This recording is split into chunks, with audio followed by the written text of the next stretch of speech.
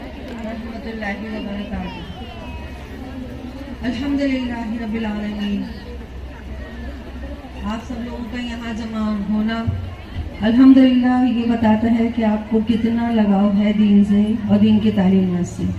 ماشاءاللہ الحمدللہ، اللہ تعالیٰ آپ کو خوب خیر و برکت دے، اور یہاں بیٹھنے کی جو ایک ایک گھڑی ہے وہ آپ کے لیے قبول فرمائے، اور ہم سب کو جو ہے دین کا داعی بننے کی توفیق عطا فرمائے، گھر گھر جو ہے اللہ کا پیغام پہنچانے کی توفیق دے کر وعدہ دیا۔ میں دہلی سے آئی ہوں، اور میرے ساتھ ممدوحہ باجی صاحبہ، شاداب باجی ہیں، ڈاکٹر شیلہ ہیں اور اسما ہیں۔ ماشاءاللہ 5 لوگ ہم لوگ دہلی سے ہیں، ڈاکٹر اسما صاحبہ حیدرآباد سے ہیں، اور ہماری ایک بہن اور تھی وہ پٹنہ چلی گئی ہیں، کیونکہ پٹنہ میں 7 اور 8 کا پروگرام ہوگا انشاءاللہ۔ اب میں آپ کو چند ایسے آیات بتانا چاہتی ہوں اللہ تعالیٰ کی، جو معاشرے میں جس کی برائی بہت پھیلتی جا رہی ہے، اور ہم اس کو برائی نہیں سمجھتے، اور اس کو ہم گناہ بھی نہیں سمجھتے۔ اس کے لیے سورہ بقرہ کی سود یعنی کہ بیاج کیوں لیا جاتا ہے، اور بیاج کے لیے اللہ تعالیٰ نے کس طرح منع فرمایا ہے، میں آیات پڑھ کے آپ کو بتاؤں گا انشاءاللہ۔ اعوذ باللہ من الشیطان الرجیم۔ الذین یاکلون الربا لا یقومون الا کما یقوم الذی یتخبطہ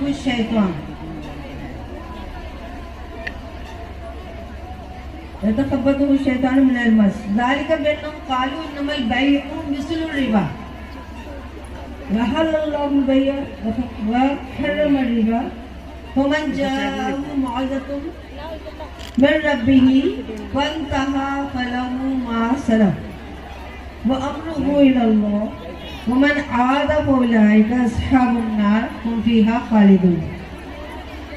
اللہ تعالیٰ کیا ارشاد فرما رہا ہے کہ جو لوگ سود کھاتے ہیں، لوگوں سے بیاج لیتے ہیں، بیاج پہ قرض دیتے ہیں، پھر ان سے زائد رقم لیتے ہیں، تو وہ لوگ کون ہیں؟ وہ ایسے ہیں قیامت میں اس طرح کھڑے ہوں گے کہ جیسے شیطان نے چھو کے ان کو باولا کر دیا ہو، خپتی بنا دیا ہو۔ اس لیے ہوگا ان کا یہ انجام، کیونکہ انہوں نے اللہ تعالیٰ کی حرمتوں کو پامال کیا۔ جس چیز سے اللہ نے ان کو روکا، حرام قرار دیا، بیاج کو لینا اور دینا دونوں، اس پہ جو ہے وہ لوگ عمل کرتے ہیں، اور ذرا بھی نہیں سوچتے کہ اللہ ہم سے ناراض ہوگا، ہم اللہ کی نافرمانی کر رہے ہیں۔ تو اللہ تعالیٰ کیا فرما رہا ہے کہ جس چیز کو ہم نے حرام کیا ہے اس کو وہ بیع سے جوڑتے ہیں، بیع کا مطلب ہوتا ہے تجارت۔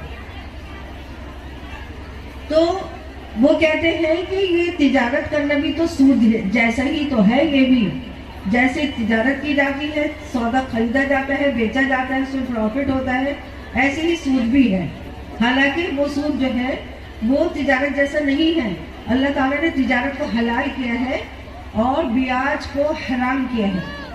تو اللہ تعالیٰ فرماتا ہے کہ ان کا یہ قول اللہ تعالیٰ کو کتنا ناگوار ہے کہ ایک حلال چیز سے حرام چیز کو ملا رہے ہیں، اور کیا کہہ رہے ہیں کہ وہ ایک جیسی بات ہے، جبکہ وہ ظلم ہے۔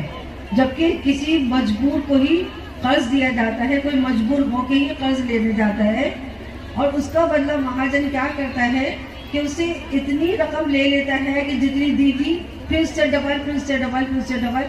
ہوتا کیا ہے کہ پھر وہ کبھی برسوں ہو جاتے ہیں اور وہ اس سود سے نکل نہیں پاتا، اور اصل رقم جو ہے وہ دور کی دور رہتی ہے، اور وہ قرض داری کی زندگی گزارتے گزارتے عاجز ہو جاتا ہے، اور یہاں تک کہ ایسے حالات بن جاتے ہیں کہ وہ اپنی عزت کے لیے خودکشی بھی کر لیتا ہے۔ اللہم حافظنا۔ تو اللہ تعالیٰ کیا فرما رہا ہے؟ فَمَنْ جَاءَهُ مَوْعِظَةٌ مِّن رَبِّهِ، تو جس کو میری طرف سے یہ نصیحت پہنچے، اپنے رب کی طرف سے یہ نصیحت پہنچے کہ وہ سود نہ لے، اور جو قرض دیتا ہے اس کے اوپر وہ بیاج نہ لے، زائد رقم نہ لے، تو فَانْتَهَا فَلَهُ مَا سَلَفَ، تو اس کو جو ہے رک جانا چاہیے، اور جو ماشاءاللہ جو پہلے گزر چکا، یعنی کہ جو وہ پہلے لے چکا سود، وہ تو گزر چکا، اس کی تو کوئی بات نہیں، اس کو تو اللہ تعالیٰ واپس کرنے کو نہیں کہہ رہا، لیکن جو اب سود باقی ہے وہ چھوڑ دے، وہ اس کو واپس نہ لے، اس کو چاہیے کہ وہ رک جائے اور اللہ کے حکم کو مانے، اس کو نافذ کرے۔ اور اگر کوئی ومن عاد، اگر وہ پھر دوبارہ سے ارادہ کرے گا، یعنی کہ دوبارہ سے سودی لین دین اور کاروبار کرے گا، تو فَأُولَٰئِكَ أَصْحَابُ النَّارِ، تو یہی لوگ ہیں کون؟ آگ والے، جہنم والے، اور وہ اس میں ہمیشہ رہیں گے۔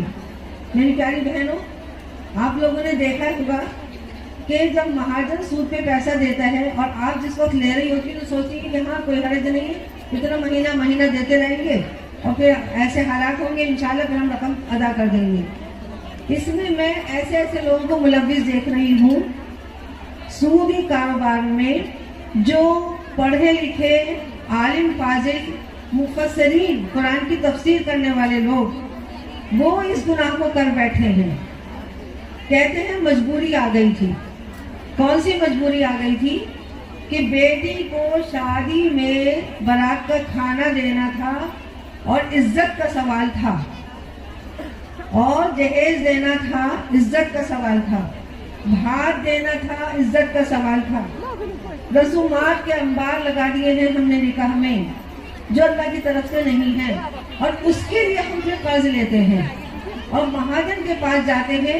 عموماً مہاجن نان مسلم ہوتا ہے، عموماً، عام طور سے، حالانکہ مسلمانوں میں بھی یہ کام چل رہا ہے، میں جانتی ہوں ان کے بارے میں بھی، لیکن زیادہ تر لوگ جو ہے ان مہاجنوں کے پاس جاتے ہیں وہ نان مسلم ہی ہوتے ہیں، زیادہ تر اکثریت ان کی نان مسلم ہی ہے۔ تو وہ سود آپ اس کا قرض جو ہے اتار نہیں پاتے، کیوں؟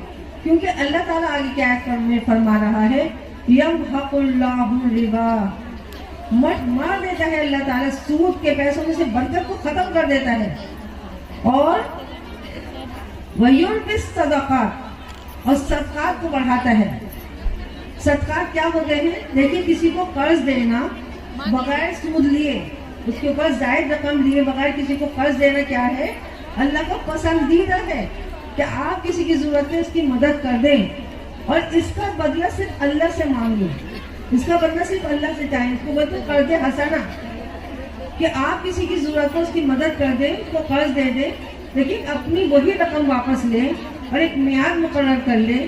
آیت دین ہے سورہ بقرہ میں، آیت دین جو قرآن کی سب سے بڑی آیت ہے، جس میں قرض کے لینے دینے کے سارے آداب بتائے گئے ہیں، سارے طریقے بتائے گئے ہیں، کہ اس میں گواہ بھی کر لیا جائے، اس میں شرائط کیا ہے کہ اس میں وقت بھی مقرر کر دیا جائے کہ کتنے وقت میں وہ واپس کرے گا قرضدار جو قرض لینے والا ہے، اور اس کی رقم کو بھی لکھا جائے، اور اس کے ساتھ 2 گواہ بھی لے لیے جائیں، اگر مرد ہے تو 2 مرد، اگر 2 مرد نہیں ہے تو 1 مرد 2 عورتیں، تاکہ ایک بھول جائے تو دوسری اس کو یاد دلا دے، کیونکہ عورتوں میں اللہ تعالیٰ نے نسیان رکھا ہے، بھول چوک جو ہے عورتوں میں زیادہ ہوتی ہے، اس وجہ سے کوئی خدا نہ کرے ایسا نہیں ہے کہ 2 عورتوں کو کیوں لیا جا رہا ہے، وہ ان کی کوئی تذلیل نہیں ہے یا ان کو کوئی حق نہیں مانا گیا، بلکہ ان کی بھلانے میں کیونکہ ایسے حالات سے وہ گزرتی ہے جس کی وجہ سے ان کی یادداشت میں تھوڑی کمی آتی ہے۔ تو بہرحال اللہ تعالیٰ فرماتا ہے یمحق اللہ الربا ویربی الصدقات، تو اگر آپ کسی کو صدقہ کریں گے، قرض حسنہ دیں گے اور اپنی وہی رقم واپس لیں گے اور میعاد مقرر کر دیں گے، تو انشاءاللہ تعالیٰ اس میں اللہ تعالیٰ آپ کو مدد کرے گا، آپ کے گھر میں برکت، خیر و برکت آئے گی، اور اس کا اجر صرف یہی نہیں اللہ کے ہاں بھی ملے گا انشاءاللہ۔ اور کیا فرماتا ہے اللہ تعالیٰ کہ ان الذین آمنوا وعملوا الصالحات واقاموا الصلاۃ وآتوا الزکاۃ، کہ ایمان والوں سے کہہ رہا ہے اللہ تعالیٰ کہ دیکھو ایمان لانے کے بعد تمہیں عمل صالح کرنا، یہ عمل صالح میں شامل ہے، جو سود کی بات چلی ہے، بیاج کی بات چلی ہے، عمل صالح میں شامل ہے، اور اس کے ساتھ ساتھ نماز بھی قائم کریں اور زکوٰۃ بھی دیں، ان کے لیے بہت بڑا اجر ہے اللہ کے پاس، جس میں ان کے لیے نہ کوئی خوف ہے نہ غم ہے۔ اور پھر اللہ تعالیٰ پھر مخاطب ہوتا ہے کہ یا ایھا الذین آمنوا اتقوا اللہ، اتقوا اللہ، تم ڈرو اللہ سے، اور دیکھو وہ جو تمہارا سود باقی رہ گیا ہے، سود کے یعنی کہ اصل رقم کے اوپر جو سود باقی رہ گیا ہے اس کو چھوڑ دو. وَذَرُوا مَا بَقِيَ مِنَ الرِّبَا، اس کو چھوڑ دو، کیونکہ وہ سود لینا تمہارا ظلم ہے، اس لیے تم اس کو چھوڑ دو. اگر تم اللہ سے ڈرنے والے ہو، اگر تم اللہ سے ڈرتے ہو تو فرمائے کہ تم ڈرو اللہ سے، اس لیے ڈرو کہ تمہیں آخرت میں کیا ملنے والا ہے. ان کنتم مومنین، اگر تم ایمان والے ہو. اور اگر تم نے یہ کام نہیں کیا یعنی کہ سود نہیں چھوڑا جو باقی ہے، تو فَإِن لَّمْ تَفْعَلُوا تو فَأْذَنُوا بِحَرْبٍ مِّنَ اللَّهِ وَرَسُولِهِ، تو پھر اللہ سے ڈرو اور اللہ اس کے رسول سے جنگ کرنے کے لیے تیار ہو جاؤ. میری جتنی بہنیں یہاں بیٹھی ہیں، کیا ہم جنگ کر سکتے ہیں اللہ سے اور اس کے رسول سے؟ تو میری پیاری بہنوں، یہ سودی کاروبار کیا ہے؟ اللہ سے جنگ کا اعلان ہے، اس کے رسول سے جنگ کا اعلان ہے. کتنی بڑی بات ہے یہ جو اللہ تعالیٰ اپنے کلام میں ارشاد فرما رہا ہے. میری پیاری بہنوں، یہ جو رسومات ہم نے بنائی ہے نکاح کے ساتھ، یہ اللہ تعالیٰ کی طرف سے نہیں آئی، یہ پیارے نبی صلی اللہ علیہ وسلم نے نہیں دی. یہ کس کی دی ہوئی ہے؟ اللہ تعالیٰ سورہ الحشر میں فرماتا ہے وَمَا آتَاكُمُ الرَّسُولُ فَخُذُوهُ وَمَا نَهَاكُمْ عَنْهُ فَانْتَهُوا، جو تمہیں رسول دے دے تم وہ لے لو، اور جس سے تمہیں وہ روکے اس سے رک جاؤ، دے دے اس سے وہ لے لو. لیکن ہم لوگ کیا کر رہے ہیں؟ اپنے نبی کے طریقے پر ہم نہیں چل رہے، اپنے نبی کے طریقے پر نکاح نہیں کرتے، نہ ہمارے غم نبی کے طریقے پر ہیں، نہ ہماری خوشیاں نبی کے طریقے پر ہیں. تو میری پیاری بہنوں، پیارے نبی صلی اللہ علیہ وسلم نے کیا اپنی بیٹی حضرت فاطمہ کا نکاح ایسے ہی کیا تھا جیسے ہم اپنی لاڈلیوں کے کرتے ہیں؟ کیا ہماری لاڈلیاں زیادہ معزز ہیں، زیادہ پیاری ہیں یا حضرت فاطمہ؟ آپ سے سوال کر رہی ہوں میں، جواب دیجئے. حضرت فاطمہ زیادہ معزز ہیں یا ہماری بیٹیاں؟ بولیے. کیوں ہم دے رہے ہیں پھر جہیز؟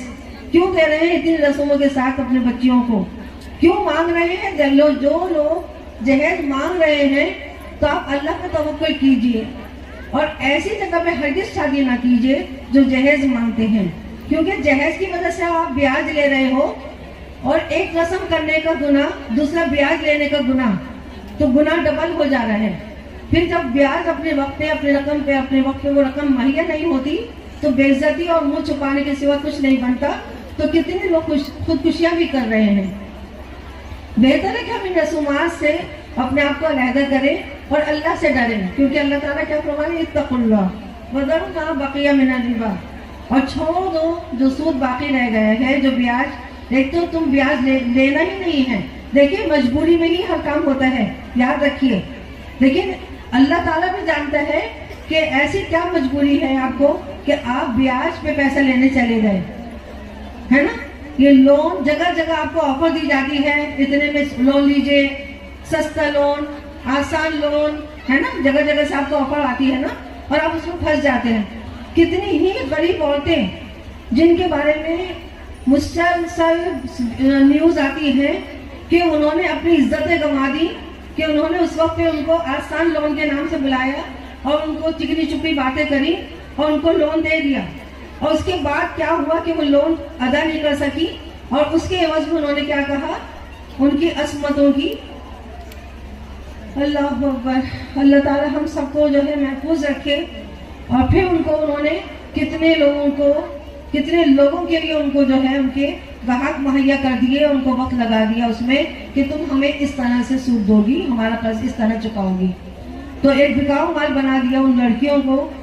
اور مسلمان لڑکیاں، اور کتنے غم اور افسوس ہوتا ہے، کتنا دکھ ہوتا ہے کہ ہم اپنے دین کے بارے میں نہیں جانتی، یا جانتی ہیں تو اپنی مجبوری کا عذر کر دیتے ہیں کہ ہم مجبور تھے اس لیے ہم نے لیا تھا. تو کیا ہم بھول جاتے ہیں اپنے اللہ کی اس تعلیمات کو کہ اللہ تعالیٰ نے اپنے رسول اور اپنے سے جنگ کا اعلان کر دیا ہے کہ اللہ اس کے رسول سے جنگ کے لیے تیار ہو جاؤ. پھر کیا ہے کہ اگر جس کو آپ نے قرض دیا تھا وہ اگر محتاج ہے، وہ نہیں دے سکتا، تو کیا فرمایا اللہ تعالیٰ کہ اس کو مہلت دو، اور اگر وہ مہلت دینے پر بھی آپ سمجھتی ہیں کہ وہ ادا نہیں کر سکتا تو اس کو معاف کر دو. اس کو معاف کر دو. کیا فرمایا کہ جو اس کو معاف کر دے گا انشاءاللہ تعالیٰ اللہ کے رسول صلی اللہ علیہ وسلم نے فرمایا کہ جنت میں اس کو ایک گھر کی بشارت دیتا ہے اللہ تعالیٰ جو کسی کے قرض کو معاف کر دے گا. کیا چاہتی ہیں آپ جنت کی بشارت آپ کو ملے؟ تو وہ قرض چھوڑ دیجئے. اگر وہ آپ کا جو قرض دار ہے وہ دے نہیں سکتا تو اس کو معاف کر دیجئے, اس کو صدقہ کر دیجئے, تو انشاءاللہ جنت میں ایک گھر بنے گا آپ کے لیے. کیا ہم لوگ نہیں چاہتی جنت میں ہمارا گھر بنے؟ چاہتی ہیں؟ ہاتھ اٹھائیے. کیا آپ سب جنت میں جانا چاہتے ہیں؟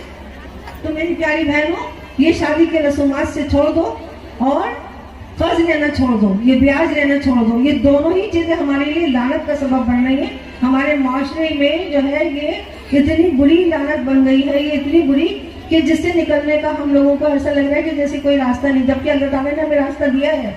ہمیں راستہ دیا ہے کہ آپ اس کو لینا چھوڑ دیجئے, نہ تو دیجئے. بہت سے لوگ کہتے ہیں ہم لے نہیں رہے, ہم تو دے رہے ہیں. قسطوں پہ کتنا سامان ہمارے گھروں میں آتے ہیں, جب ہماری نہیں ہے تب اللہ تعالیٰ دے گا. آپ اپنے پاس جمع کرتے رہیے. آپ کیوں یہ سوچیے کہ قسطوں میں پہلے لے آؤں, پہلے کیوں لے آؤں؟ صبر کیجئے, انشاءاللہ آپ کو حلال طریقے سے ملے گا. تو آپ اپنے پاس سے جمع کرتے رہیے, اور جب پیسہ جمع ہو جائے تو آپ لے آئیے, وہ کام کر لیجیے. اور وہ بھی پھر آپ کے کام جو ہے وہ بھی دیکھنے کے قابل ہونے چاہیے کہ وہ کام کیا ہے. وہ کام کہیں انلیگل تو نہیں ہے, اللہ کی ناراضگی کا سبب تو نہیں بنے گا, ایسی تمنا تو نہیں ہے میری, ایسی خواہشات تو نہیں ہے جس کے لیے میں سود لوں, ہے نا, بیاج لوں اور پھر اس کو جو ہے اپنی منمانی کروں.